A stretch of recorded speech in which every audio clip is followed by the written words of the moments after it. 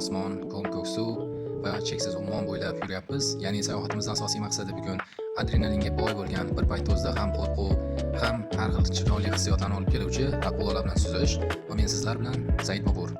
Bugun asosan sizlarga ozgina ma'lumot berib o'tmoqchiman. Ya'ni biz suzmoqchi bo'lgan akulalar bu akulenyanki yoki nerd shark deyiladi. Ya'ni ular beozor bo'ladi, agressivniy holatlari juda ham kam va manzilga yetib borib sizlarga albatta ko'rsataman. Mana biz o'sha manzilga yetib keldik. Hind okeani doimgidek o'zini chiroyli suvlari, dengiz jonzotlari va albatta miqdorsiz akulalar bilan mashhur va akulalarni ko'rishinglar mumkin juda ham katta. Akulalarni ko'rish qobiliyati juda ham kam bo'lganligi sababli odatda ularni chaqirish uchun baliq bo'laklari suvga tashlanadi. Va albatta doimgidek sayyohlar boshida qo'rqani sababli o'zim suvga tushib, albatta ko'rsatib berishga qaror qildim va suvda ko'rib turganlaring men o'zim, albatta himoya vositalari bilan boshlanishiga.